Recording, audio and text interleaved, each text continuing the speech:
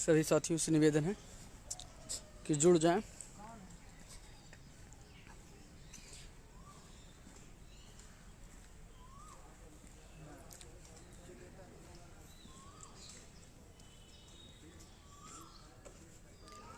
काफ़ी दिन बाद परीक्षा नियामक से लाइव आए हैं। मुद्दा बस 2-3 प्रकरण थे जिसमें काफ़ी साथियों का फ़ोन मैसेज आ रहा था। पहली चीज़ तो ये बता दीजिए, अगर आवाज़ मेरी जा रही हो तो कृपया करके बता दें।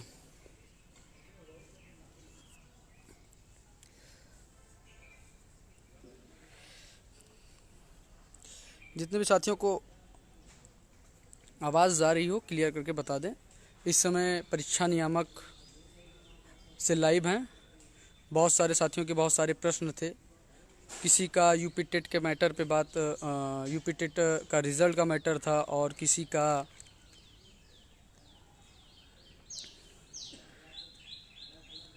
जूनियर एडेड का मैटर था, और किसी का भर्ती का मैटर था। लेकिन भर्ती से पहले कुछ बिंदुओं पे काम करना ज़रूरी था, जिसके लिए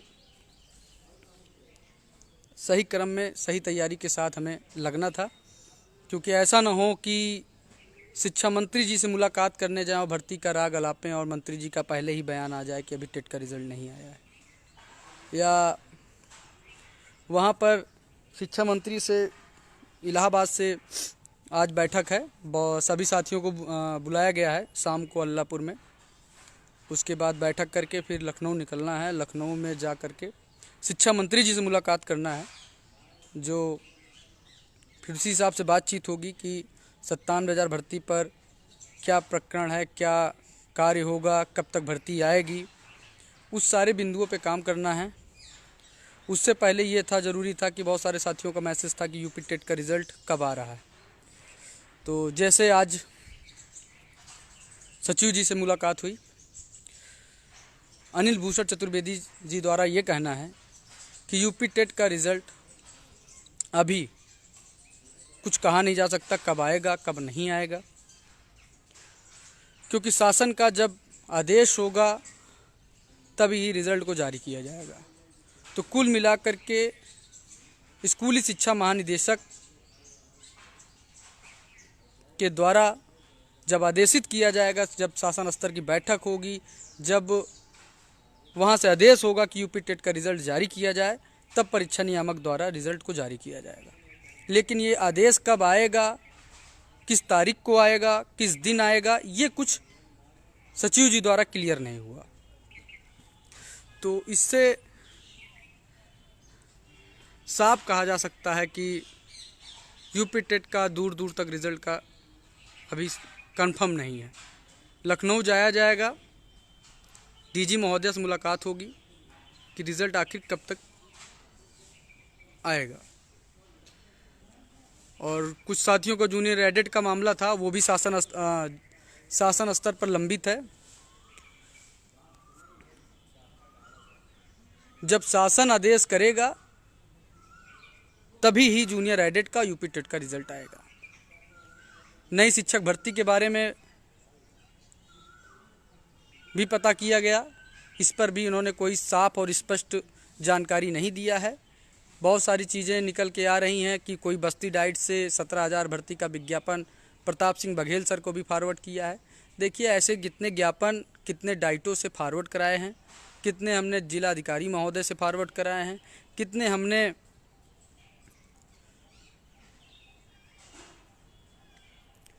सांसद विधायक से भी करवा चुके हैं ज्ञापन को फॉरवर्ड। ये ज्ञापन का फॉरवर्ड होना कोई भर्ती का राह नहीं दिखाता है। पहले चीज़ें हम सबको एकजुट एक संगठित होना पड़ेगा। कुछ लोगों के मन में लड्डू फूट रहा है कि नई सरकार का गठन हुआ है और सरकार भर्ती देगी। कोई कहा कि पहले कैबिनेट बैठक में ही सरकार भर्ती दे देगी, कोई कहा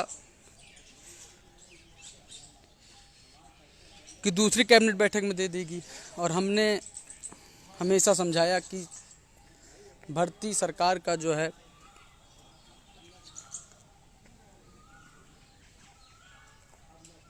सरकार की मंशा नहीं है देने की। इसलिए जब तक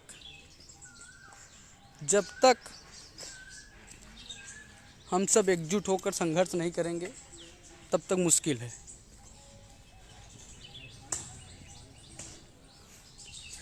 और हमेशा समझाया कि आप सब संघर्षशील रहें। अभी भी बहुत सारे साथी हैं जो कोचिंग संस्थाओं में एडमिशन कराकर पढ़ाई कर रहे हैं और उनको ये लग रहा है कि भर्ती आएगी। तो आपको मैंने पहले भी बताया था, आज भी बता रहा हूँ कि भर्ती आने की कोई गुंजाइश नहीं है। जो आप सब ये सोच रहे हैं कि भर्ती आएगी, भर्ती आएगी, भर्ती आएगी, मैं फिर कह रहा हूँ भर्ती आने की कोई उम्मीदें नहीं हैं।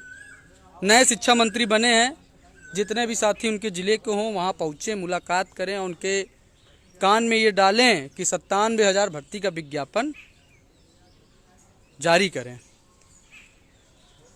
और फिर से हम सबको एकजुट होकर के उसी तरीके से प्रदर्शन करना पड़ेगा जिस तरीके से हम सब ने मेहनत किया था।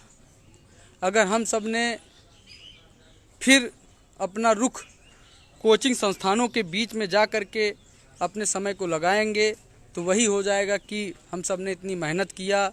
और आज शिक्षक भर्ती हर नेताओं के, हर विभाग में, हर जगह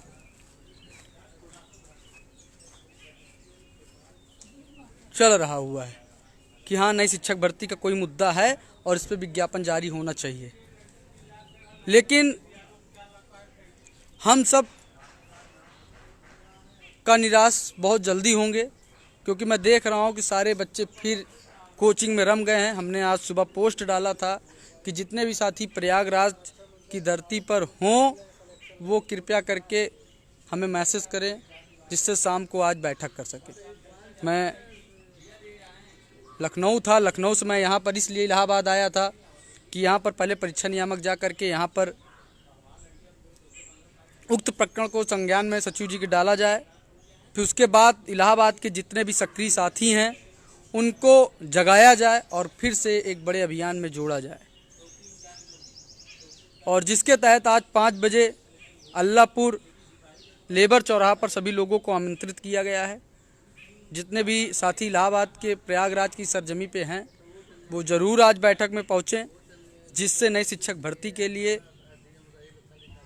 कुछ नया और अलग रणनीति के साथ सरकार पर दबाव बनाया जाए और 97,000 शिक्षक भर्ती का विज्ञापन जारी किया जाए।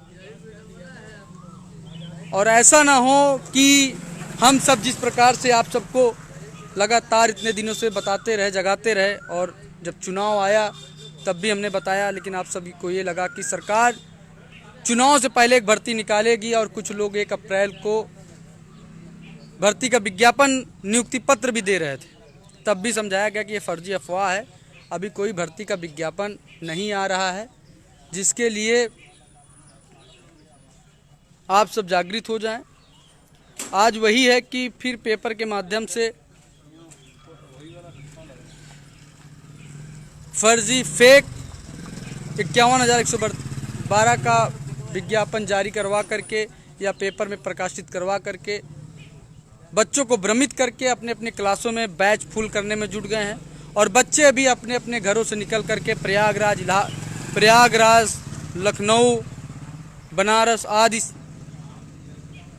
जगहों पहुंच करके मन लगा करके पढ़ाई भी कर रहे हैं।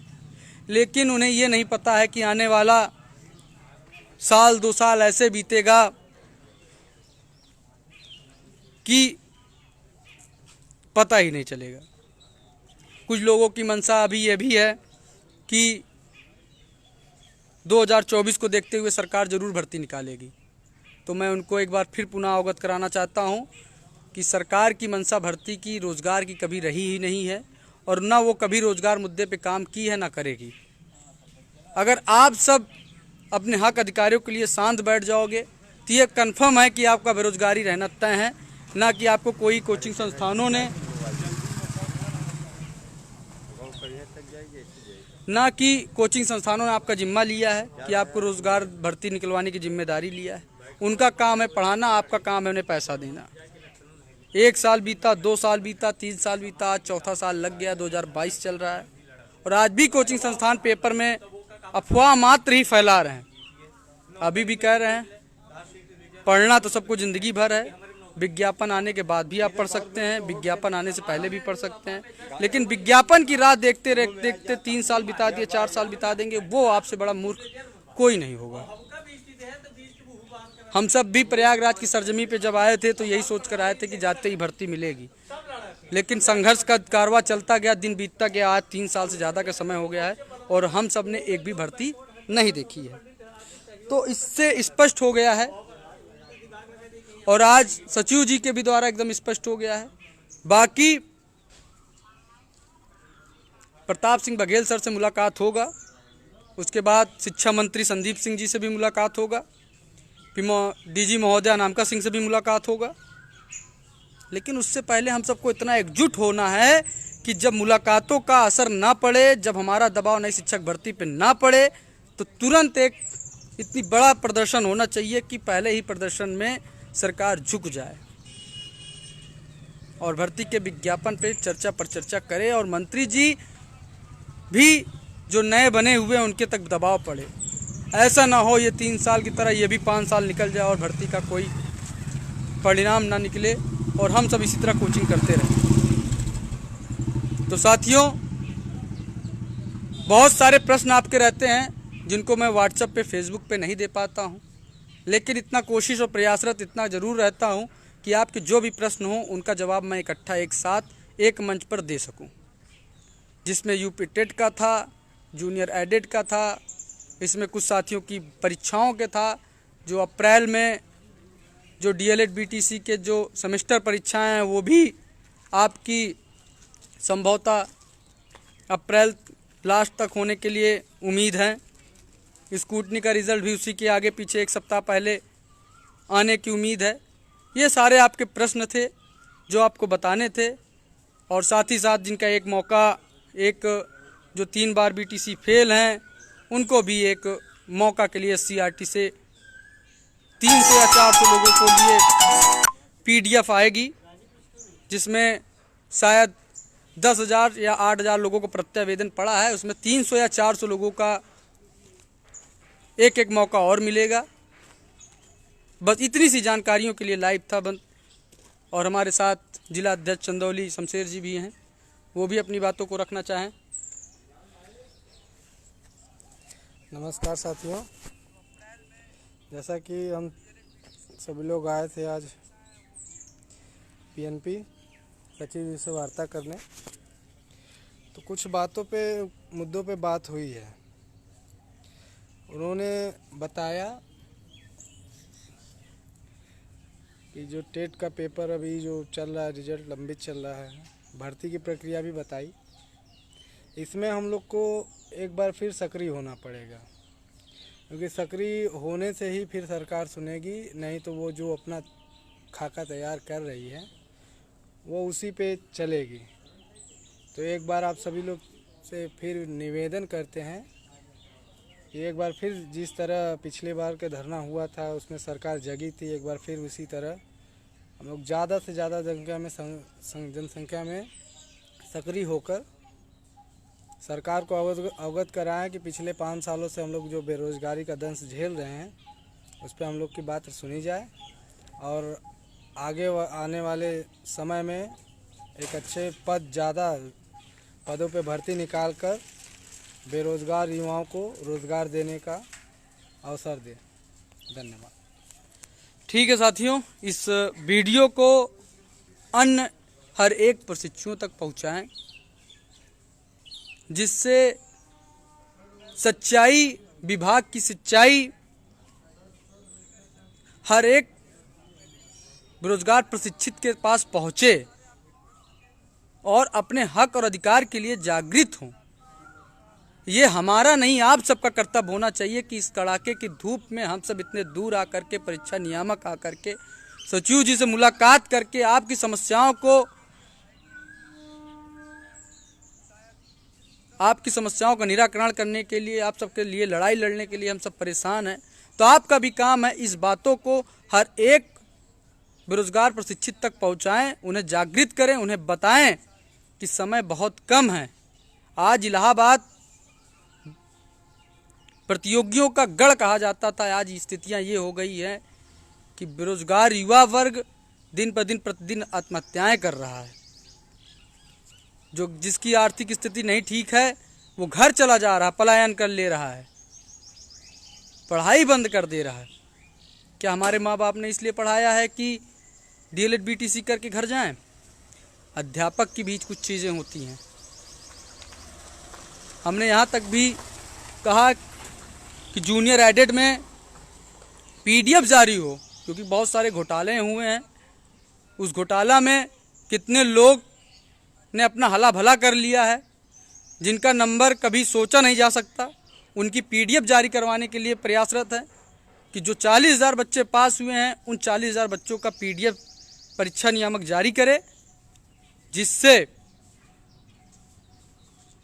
पता लग सके कि कौन व्यक्ति कितना कितना नंबर पाया हुआ और कितना बड़ा घोटाला कितने बड़े स्तर तक हुआ है। हर भर्ती का पीडीएफ जारी होता है, लेकिन जूनियर एडेड भर्ती ऐसी भर्ती परीक्षा है जिसका पीडीएफ जारी करने में विभाग और अधिकारी बच रहे हैं। तो साथियों, इसी कड़ी के साथ मैं अपनी वाणी को विराम देता हूं और उम्मीद करता हूं कि इस वीडियो को अन्य साथियों तक पहुंचाएंगे। धन्यवाद।